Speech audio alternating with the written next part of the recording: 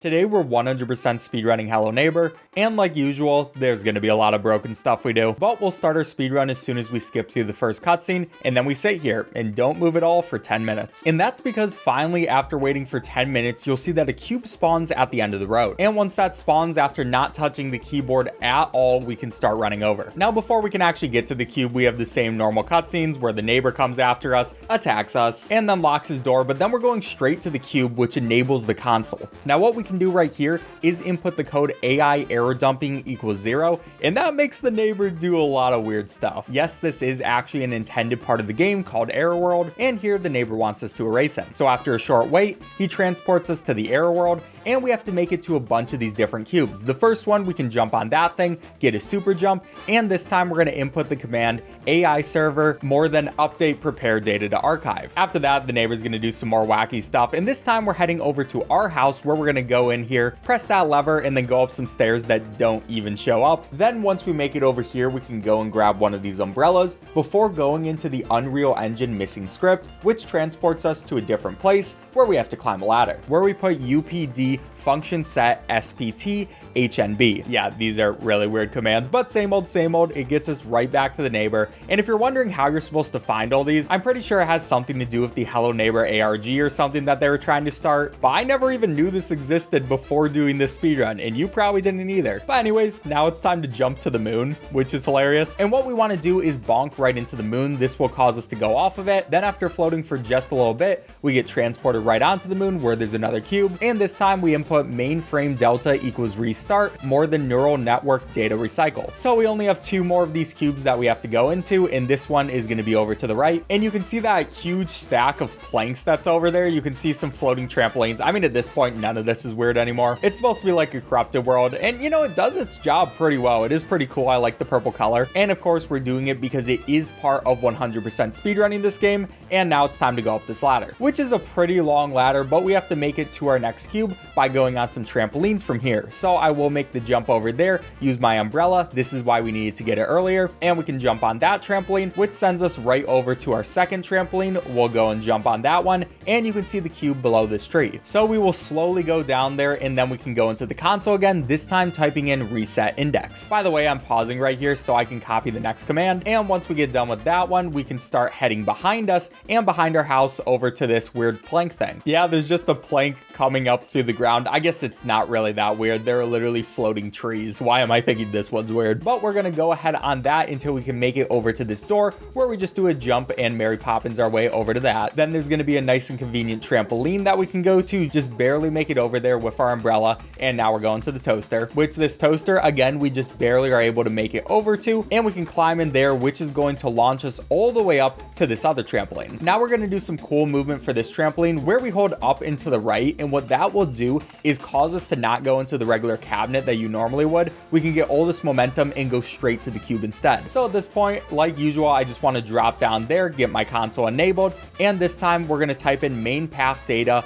more than recompile. Now that's going to cause the screen to go black, and there we go, we've erased the neighbor. Anyways, time for act 1. So we're going to grab a trash can and a trash sled, and we're doing a pretty normal strategy where we want to use this trash can to jump on the roof. And one requirement of getting 100% is that you actually have to do an intended solution. You can't just clip through doors. That way it's more actually like 100%. So that's what we're doing here. So for this one, we're going to go in here. I will go ahead, grab a box as well as this bowling ball and open that door right there. Then we can go through this painting, which I will just move that out of the way. We can hit that switch, which is going to be able to turn on the fan. And I have to place this really specifically between those 2 lines. I'm going to wait for it to start going backwards, because if you do not do this correctly, then it won't actually hit the switch, because this game is not made in the best way ever. But that will bring us right up to this window, and we can grab the red key, which will allow us to go down to the basement. So we can just freely go inside of his house, unlock that lock, and it's basement time. Now once we're down here, we can go straight through that washing machine that for some reason allows us back here. What is the neighbor doing? This is the weirdest basement setup. How did he get the permits to do this in the first place? But I guess we don't have time to answer any of those. We just have to run through this hallway until we can make it to this switch, go through that, we'll hit a second switch, and then we have to turn on the power. So what I will do is open that door, go through these bricks. For those bricks, you actually don't want to run through them, or something like that will happen. The bricks very much break this game. You can and maybe even die off of them just through running through them, so you do have to be careful around those. But we're just going to keep grabbing a couple of these chairs and running through. There's a very specific door pattern that we have to make it through, but this one should be the last one, which leads us to this room, and we can go right there, turn that power off. Then we're just running through the same doors that we came through. It's a little darker in here, but we have 3 chairs to protect us, so you know, we should be fine. And finally, once we make it to this door, we see this machine over here. We can press that button, and now the door is open. I'm going to be very careful to not run through those bricks. I hate those bricks, but we'll make it through the door, and here's where the neighbor will show back up, and of course he's going to chase us. So we have to make it all the way to the end of this hallway, and we just have to make it to the door, then we can go hug him. But I actually like using a chair attack here, you know, just to kind of fend him off, but it never works. One of these days my chair attack will, but it is not today. Anyways, right away here, we do want to put our eye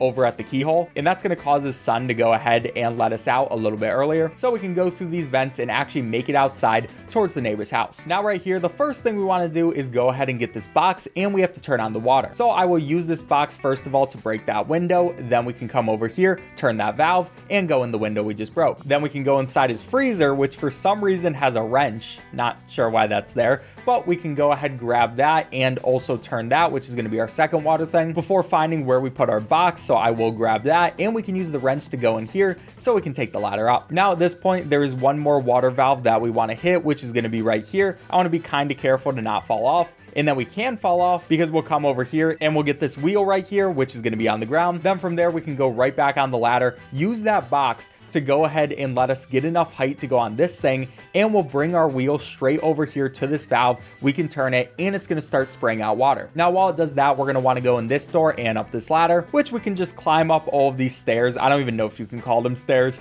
It's just weird slants. What is this guy's house? But we have to pick up this shovel, and from there we're going to restart from the last checkpoint. Now the nice thing about jumping from the last checkpoint is you actually get to keep the stuff that you have in your hands. So we get to keep the shovel. We can use that to dig up this grave and get this key. Then from there, we want to go straight back up. But this time, once we make it to this room, we're not going to stop at the shovel. We're going to go ahead and go through this door. We can head down this ladder as well, which, oh, okay, that almost did not work out well. But we'll actually go to this miniature house. We can open that and open a door. And that's going to unlock that door in the regular house. So now we can go ahead and get in there. So we're just going to climb our way back down, open a couple of his doors. And this time we can go through that door where we're going to see this miniature guy. And as soon as we get him, we can restart from the last checkpoint. Now we want to do the same path straight over to that miniature house again. And once we're over here, we're going to put this guy on the toilet and make our way right back out, which again, we can just go straight out of the house like that and make sure we don't take any fall damage because that would be embarrassing. And since we placed him in the miniature house, he becomes big in the actual house. So we can go ahead and grab the crowbar, break through that window, and finally make it over here where we can escape from the neighbor for Act 2. So we just want to jump through that, crouch through there, and we've made it out with a really weird camera angle. Now, as soon as Act 3 starts, we actually want to jump to the last checkpoint, and that's because it will spawn the letter without the letter actually spawning. So normally you would have to wait in the apartment for a while until you get this letter, but we can get it right away with that trick. Now, once we're here, we go back to our old house. The neighbor's house is gone, but we're going to go straight over to the house. It does not look the best. It might fall down on us, but you know, it's a fixer-upper. We can deal with it. And we take a phone call before we head to sleep. But while we are asleep, we hear a scream, and we see that the neighbor's house is back. So we have to go save some kids. And right away, we're going to grab 4 boxes that we're going to use for our first little jump. But before we can get to that jump, we want to go to the back of the neighbor's house, and we can put down 2 of these boxes so we can open one of the doors. Then I'll just throw that out the window, keep grabbing my boxes because I want to keep them close to me, and head up these ladders from the door we just opened. Now, once we make it to the top, you'll see there's a water section. And what we want to do, first of all, get rid of this clock because it's just in my way. But I want to place these boxes very specifically. We can't have them tilting at all. Otherwise, I have had multiple times where I've messed this up. And instead of just having to make the jump again, it can kill you. You can get the wrong momentum and just die. But what we're going to go for is the perfect jump. We don't get it the first try, but it's not too hard. As long as we don't just randomly die, we can set it up again. So jump number 2, I want to aim right for there. And all right, 3rd time's the charm. I'm going to place it a little bit farther out. That way we can get just a bit of extra distance. That's going to be number 3.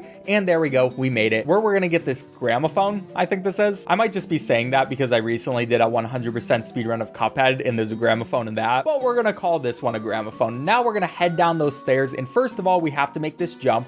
Pretty easy one. And then we throw a box at that painting, which is going to open up a new door. We'll also go ahead and press that, which is going to open up this path. Now at this point, we're just going to climb up a few sets of stairs, go through some doors, and traverse through here because we're looking for a specific room. We're just opening up a few places. We can also take the chair out of that, and I will go ahead and grab this crowbar. It's hot though, so we can't hold on to it for long, but we want to leave it there for now before grabbing our umbrella. Now the umbrella is very OP in this game, as you've already seen. You pretty much always want to have an umbrella. So with that, we can do our first objective, which is to get the seed. So we're going to be heading straight back through these stairways, and then we can see here, we can just barely make that jump using our sprint, and then we'll do a non-sprint jump to make it up there, leading us over to this room. Now I can go on that side, make that jump from roof to roof. You have to be very good at parkour for this speedrun because we do not want to mess up these jumps, but I will go onto that roof before heading up this wood, and then we can do a nice jump straight onto those tracks, which is going to be easy before jumping on. This is a pretty specific jump, which we messed up once, but we can save ourselves. It isn't too bad and doesn't waste too much time. So I will try this again. This is a very specific jump where you want to hit just the right angle, and then we can go onto this wood. Thankfully, I got the wood first try, which I really appreciate. And now we're on pretty much the top of the roof where we see all these trees. And now we can use this gramophone that we got. We can turn it on and you hear the neighbor's music. And everything is scared of the neighbor's music, even these trees. I don't know why the neighbor is literally your owner, but I guess he's just a scary guy in general. So I'm going to leave that there. And while we're waiting for those trees to go down, we can place a box right in there. So we shut off those engines before heading higher up into this area, going to literally pretty much the top of the world. And finally, we will see this dummy, which we're going to take. And then we can umbrella down from here over to the seed. It will be right on this chair. We will pick that up. And then from there, we want to umbrella all the way back down to the ground. Thankfully, this umbrella is so good. Otherwise, we would be very dead. But we will take this seed and plant it right in the garden. And before anything else, we're going to water it. So I will take a convenient watering can that's right there, move one of those plates out of the way just to make sure we're good. And we can start filling this up with water, which does take a little bit just to make sure we're full. But after a while, we finally will have that done. So we can go over to the seed and we'll put all the water on there, which is going to plant a tree. We will have to wait a bit for this tree to actually plant. And we want to do the seed first so we can do other stuff while the seed is growing. So it was our first objective for Act 3. Finally, after doing this for a bit, you'll see that the tree has started to grow, so we can throw away the watering can since I hate it. All right, I'm sorry that was a little aggressive for the poor watering can, but we're coming straight over here and we're going to input this code into that, which is going to cause a moving platform to go back and forth. Now we won't be using it just yet, but we do want to have it activated. And for now, we're just going to do our regular jumps back up to these train tracks, and then we can jump over here where we want to go to the night door. Now there are two doors in this game that are activated by either the night or the day. And we want to do the night door while it is night, and we can place two chairs in front of it to make sure the door won't close. Then we'll come back here during the day to get something we need from there. But for now, we will go ahead and jump over here. You'll see that there's a dummy leaning up against this window, and we decide to completely ruin its day, pick it up, and then throw it at the window because it's just my weapon. Now from here, what we also want to do is get this crowbar. It's still hot to touch, but we can grab it and slowly move it over if the physics in this game don't cause me to go all over the place. But we'll keep moving it over just slowly so we can get it down into this hole. Okay, physics, what are you doing? But this should be good. There we go. We got that right there. Then we can head down here as well, where we're going to place two of these dummies by the table. Now we need a total of 4 dummies and 4 pieces of cake to get the gun in this game. And we're going to do that throughout the speed run. And now we can grab this magnet thing so we can safely carry the crowbar. Now we're going to take the crowbar all the way back downstairs and over to the faucet, which by the way, we have left on the faucet for the speed run. It's not my water bills. I don't care if I'm going to cost the neighbor tons of money. That's what he gets for kidnapping me. And while that is going, we can also turn on this stove and grab this kettle. So this is pretty simple, where we just have to fill this up with water, and then we can put it on the stove so it can heat up, and we have to cool off this entire ice block. It takes more than one trip to do so, but finally, after a bit of this game being really annoying, we can get through there, which is going to give us a key card. So I'm going to pick up the key card as well as my crowbar, and we can open the front door. We can use the crowbar first of all to get rid of these nails, and then throw that away because that's all we need the crowbar for. And then after that, we'll use the key card right on there, and now we can open the front door if we want to and make it to the end of the game. But obviously we haven't gotten 100% of the game yet, so we'll come back there later. For now, it's time to get some cake and some dummies. So what I will do right here is step onto this platform, and we can use that momentum to get a super jump straight over to the dummy, and then we're gonna die, which I landed on the fence. Okay, as I was saying, we're gonna die. That will respawn us and change the time of day, so we just have to do this one more time. You know, at least I get to go out with my boy the dummy, and that's pretty nice. But now it is officially daytime, so it's much easier to see. And also, you'll remember about that night door we opened earlier. We of course put the chairs there, and thankfully they're still there, so we can go straight through here. I need to move them out of the way. I hate these physics. But now we can also go in the day door and get a piece of cake. So we're gonna do the same jump we did earlier over to this room, where we can climb up this ladder, then go straight over there to make it here. Hit this dummy at the window. Hopefully do not lose him. Okay, that was terrifying. And once we make it over to this spot, I'm just gonna place the dummy down there and move a couple of these boxes over before we take one of the boxes and try to hit that switch. Hopefully the lamp isn't in my way. Okay, I do not know how that worked, but we can go into our first fear room. Now this is going to be Fear Store, and it teaches you how to crouch. Basically, there are a couple abilities in this game that we can use, like crouching, where if you crouch and stand still, nothing can see you, including the neighbor. And we're going to use that for this part of the game. Anytime all the dummies are able to see me, if we crouch, they'll go away. But we can take 3 things right there, and then we have to put the first thing in our shopping cart. So I will just try to game, please. I don't know why they didn't give us a better way of putting these things in our shopping cart, but that's going to be number 1. Then we'll just keep on our way. We have to make sure that nobody attacks us, because then it's going to reset us from the beginning, and obviously that's not very fun. But I will take 2 more things right there, and we need a total of 5. Now you'll see all the dummies. First of all, they are not the best at walking in the world. Like, dude, what are you doing? Dude, are you trying to drive over? Stop! What are you doing? Okay, well, thanks, dummy. I appreciate that. But I'm going to wait for these guys to stop moving around. And anytime they turn red and make their rattling sound, that means they're coming towards me. They're not the greatest programmed, as you can see by that guy just glitching out back and forth. So they don't always see us when they should, but I am not going to complain about that because I'm just trying to make it through this store. And finally, once we make it over towards this slant, we can put everything in the cart. We don't want to deal with having to awkwardly do it like we did in the past, so we will jump on the top of here and we can place all 4 of our extra things right in there before hopefully not seeing anybody else trying to attack me. I see one shopper over there, but it looks like he's also checking out, so we can make it over here. At this point, the clerk is going to check and make sure that we have 5 things in our cart, and as soon as he makes sure we're good, we can make it straight over to the door, and now we have a new ability, which is also going to give us the achievement bacon. So that's pretty cool. That is actually our first achievement, but from here on out we are going to get them much faster, so don't worry about that. Anyways, I am going to place that cake right there. That's going to be one of the cakes, and we can make sure the dummies are in a good spot as well before heading on our way. And we have our next couple of things, like heading straight back up these stairs. It's much nicer when it's lighter out. This game in general is just too dark in so many scenarios where I like being able to see. I mean, it isn't as scary, to be fair, but anyways, we are going to take these binoculars and we can go and stuff them into there. You're not supposed to be able to, but we can use that to get this red key right away. After this, we'll head over here to this jump. It's just the most efficient way to get onto the roof, so we just use it all the time. But this time, instead of stopping in the party area, we actually will be making these jumps as well, going all the way up the roof this time. And please, pipe jump, do not mess with me. I hate this jump so much. I used to be so consistent at it, but it's very easy to mess up. But I also want to break open this window, so we will throw that alarm clock, and then we have to make it onto there. We just were barely able to do it. And now we'll make this a little easier for ourselves by coming down here and getting this red wrench, which is going to be nice for the future. Now from here, we're going to take out our umbrella and we're going to jump from there so we can make it inside this window and get another piece of cake before heading down to this section, and we can use the wrench that we just got to open that up, and now we can just take the ladder. We'll also open that window up so we can go in there later, but for now it's time for another fear section. This is the closet fear section, so it's going to transport us over there, and here we're going to learn how to double jump. I mean, obviously we can't use it right away, but we will learn it in a little bit. So we'll come over here and we just have to do some generally good platforming, like jumping over to those books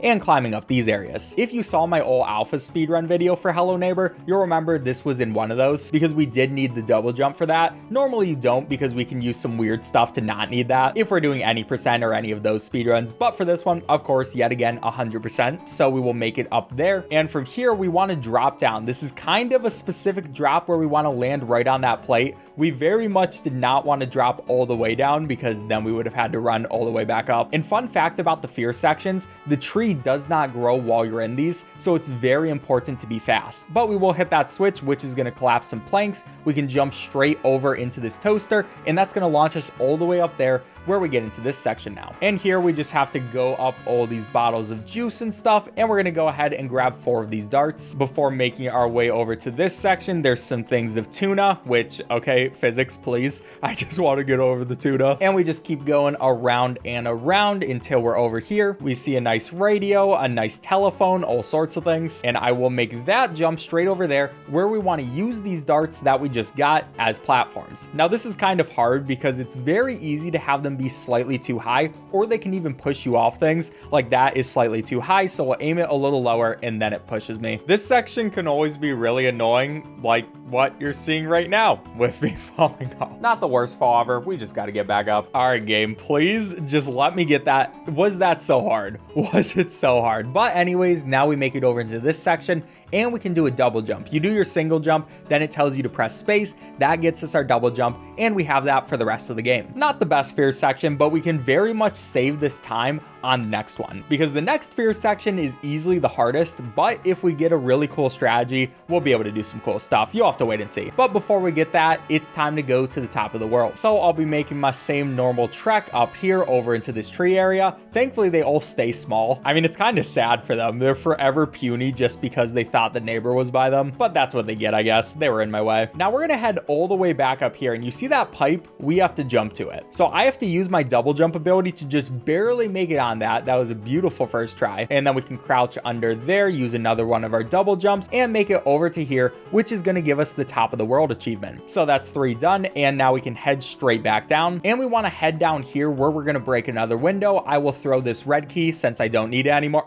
Okay, that was not supposed to be that weak of a throw, me. Thankfully, we still have this gramophone thing. Still don't know if that's what it's called. But okay, let me get an actually good throw this time there. I threw it super hard. It went flying. How do I have that much strength? I am not sure. But now we want to get a nice jump right there. So our umbrella is going to be able to activate, and we can grab this green key, which means it is time for our third and final fear room, which is going to be over in this direction. I'll throw my umbrella, please. Umbrella, I'm sorry. I know that hurt you, but I love you, man. Don't run away from me. Anyways, it is time for this, and this room is going to be stressful. So we will open up this lock, and yeah. Now, I do not expect to get this fear room first try because it is completely luck dependent. The only thing we can do is use the right strategy every time to make sure we're good. And okay, that was not the right strategy. But what we want to do is jump on this first desk, then jump on the second, be able to do a sprint jump to the third, make it to those books, and do another jump. But it is very hard, especially with the physics of this game,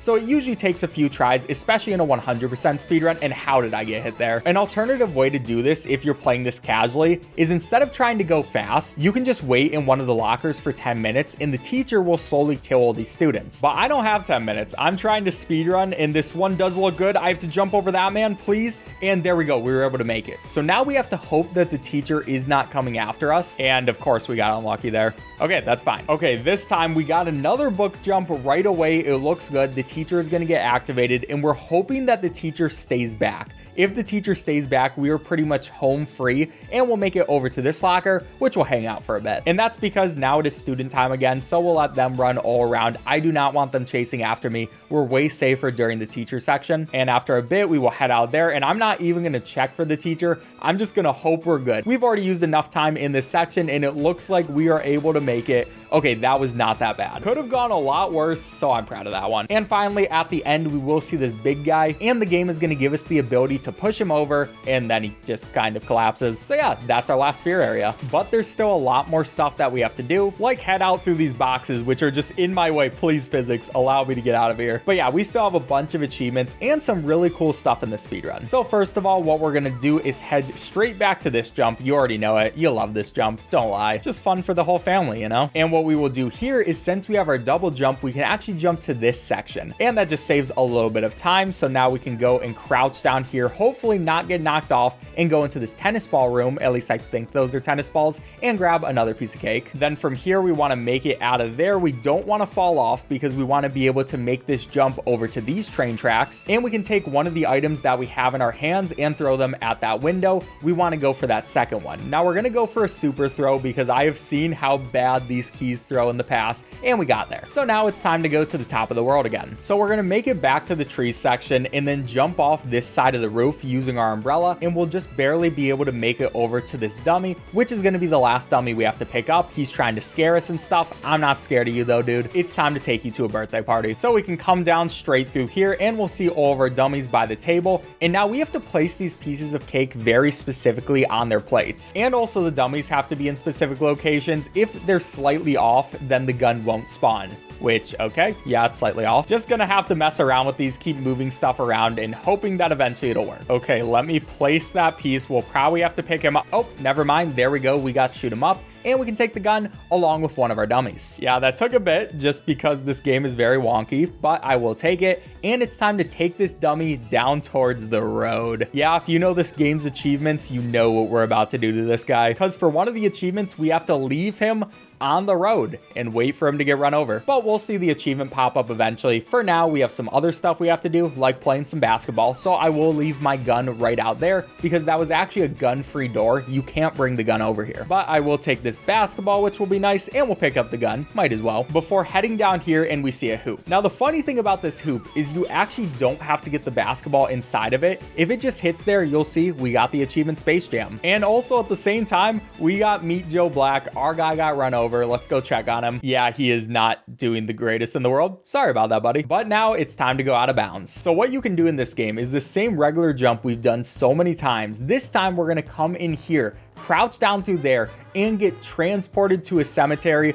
for our achievement, Wrong Place to Bury. And basically this is just a running simulator where we have to see a bunch of different places out of bounds. So we'll head over to the school and get back to school. We'll go to this factory area and that's going to be no swimming. I don't know if that's actually a factory, but whatever. Then we're going to completely disregard what the achievement just told us by going and swimming, except we also don't swim. We walk on water. Somehow. Yeah, this game's weird. Next one we're gonna get is right over here. It's gonna be, is she okay? In this blue house is gonna be, don't tell anyone. Which, by the way, if anyone actually understands the meaning of these, let me know in the comments, because I have no idea, but it's probably something that has to do with the lore. Anyways, on our way to the next one, I like doing a quick little bird battle. So here we are. Squawk, squawkity, squawk, squawk. I'm sorry you guys had to hear that. Anyways, from there, there's gonna be a gas station, and this one is going to be the achievement, change for gas. And our final out of bounds achievement is gonna be right over here, which is going to be beat. So from this point, we have to get back in bounds and we're going to restart from the last checkpoint, which means it is finally waiting time. So fun fact, for this speedrun, we have to wait for this tree to grow and it takes a little less than 3 hours to fully grow. That's why we wanted to do the seed as the first thing in Act 3. So I'm going to do a quick time lapse through this. And while it's happening, quick shout out to Big Boy who got the world record for this category while watching the stream of this run, which is cool. Link for that in the description. And also Amazing Chris, who is helping me throughout the game as well. Oh, by the way, make sure you subscribe if you enjoyed the video, but let's finish up this time lapse. So finally, after staring at the tree for multiple hours, we saw that the apple finally spawned in and it's time to hit it down. Now, this is kind of a weird throw you have to do where you have to do it a little low, and I messed up the first time, but I learned from my mistake. We went straight at it, which knocks down the golden apple. It falls down very elegantly, and we pick it up, giving us the achievement, Don't Bite Snow White. So from here, we can finally finish out the game and the speedrun after I move these planks out of the way. So we open the door, and it's time to go to the basement for the last time. Now, once we're in here, you can see it's a little different from when we were younger, and we came in here in Act 1. There's a lot more stuff messed up, and there's also some very creepy stuff here. It's all tilted for some reason, first of all, and we'll make it over here where we see there is some sort of being. Now we can use our hiding ability that we got in the supermarket to hide from this guy, first of all, and we just want to make sure he doesn't see us as we make our way out. But after he walks through, we can go through there. And yeah, it's basically just checking and making sure you got all 3 abilities in the fear room so you can continue on. Now, our second one is to jump over this gate using our double jump, and we can make it to the door where the neighbor comes back. We press space to push him over, and we make it back into this room. But this time, it's a little bit weirder because we'll walk into this area. We go ahead, see this door, and yeah, there's whatever that is there. And we are now on Act Finale. We can finally finish out the game. So first of all, we want to grab a couple things. Eventually, the neighbor is going to peek down and look straight at us. And yeah, he's huge now. This is a really weird game, man. But we have a couple things to do because like I said before for the other acts, you are supposed to complete this game as intended. So we actually have to do the intended way, like hitting this basketball and not completely missing. But yeah, 100%, it just requires doing it as intended. So it's like an actual 100% speedrun instead of skipping everything.